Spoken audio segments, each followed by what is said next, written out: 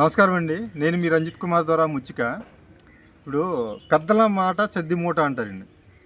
అంటే నేను ఇది ఎందుకు చెప్తున్నా అంటే ఈ వార్డ్ అనేది ఇటు రమ్మ నాన్న ఇటు రమ్మ పండి ఒకసారి. ఇప్పుడు ఈయన మా అబ్బాయి అండి, రెండో అబ్బాయి. నమస్కారం చేయమ్మ పండి. ఈయనకి 4 రోజుల క్రితం చెయ్యి ఫ్రాక్చర్ అయిందండి. ఫ్రాక్చర్ అంటే ఫ్రాక్చర్ వరకు అవ్వలేదండి, నరాలు చిట్టియండి.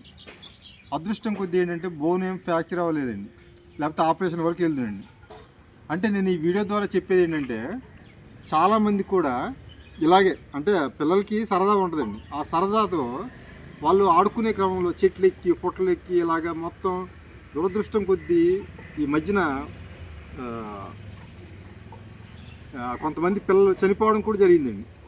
అది సెలవులకి ఇంటికి వెళ్ళిన తర్వాత వాళ్ళ అమ్మమ్మ గారి ఇంటికి అక్కడికి వెళ్ళిన తర్వాత అమ్మగారింటికి వెళ్ళిన తర్వాత ఆ చెరువుల్లో ఈతకొలంలో చనిపోయిన సంఘటనలు చాలా జరిగినాయండి. ఇదైతే చేతితో పోయిందండి. అలాగా ప్రాణాలు కూడా పోయినాయండి చాలామందికి. అంటే నేను ఈ వీడియోలు చెప్పేది అదే అండి. దయచేసి ఇప్పుడు పెద్దలు చెప్తారండి, పెద్దోళ్ళు మీ తల్లిదండ్రులు చెప్తారు. ఎవరు చెప్పినా మిమ్మల్ని ఆడుకోవద్దని, మీ స్వేచ్ఛని హరించడానికి చెప్పట్లేదండి. వాళ్ళు మీ ప్రాణాల మీదకి తెచ్చుకోవద్దు. ఇప్పుడు చెట్లెక్కి పడిపోయి ప్రాణాల మీద తెచ్చుకున్న వాళ్ళు చాలామంది ఉన్నారు. అలాగే చెరువులకి ఈతకి వెళ్ళి చనిపోయే ఉన్నారు. అలాగే వివిధ సందర్భాలు. ఇప్పుడు నిన్న హాస్పిటల్కి వెళ్ళాం. పాపం చిన్న అబ్బాయి అండి, ఒక 10 సంవత్సరాలు ఉంటాయి.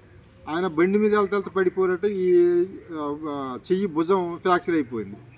అంటే నేను వివిధ రకాలుగా బొళ్ళు అవ్వచ్చు, లేకపోతే ఈతకొలంలో చెట్లెక్కి చాలా సందర్భాల్లో వాళ్ళ ప్రాణాలు కోల్పోతున్నారు. కాబట్టి దయచేసి ప్రతి ఒక్కళ్ళు ఒకసారి ఆలోచించండి. చిన్నపిల్లలు అలాగే ఆలోచించలేరు. పెద్దోళ్ళు కేర్ తీసుకొని వాళ్ళకి ఏంటంటే తగు జాగ్రత్తలు తీసుకోవాలని చెప్పాలండి. 1కి 10 సార్లు చెప్పాలి. చిన్నపిల్లలు వాళ్ళ సరదా కొద్దీ వినరు. మనం వాళ్ళని కేర్ తీసుకొని, వాళ్ళు ఎలాగ వినరు కాబట్టి మనమే వాళ్ళని ఒక కన్ను కాదండి, నిత్యం వాళ్ళు ఏం చేస్తున్నారు ఏంటి అనేది కనిపెట్టుకొని చూడాలని చెప్పి కోరుకుంటూ ఈ వీడియో చేస్తున్నాను. నమస్కారం.